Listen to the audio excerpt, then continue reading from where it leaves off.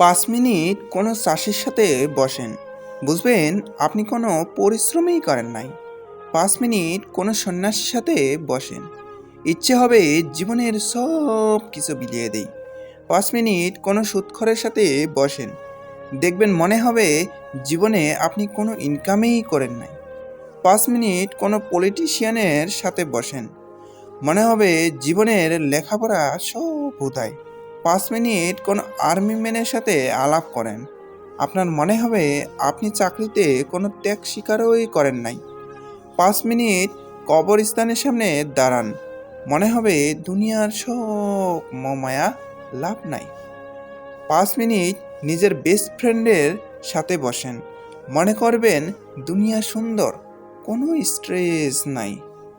জীবনটা ততটা সহজ নয় আপনি যতটা ভাবছেন।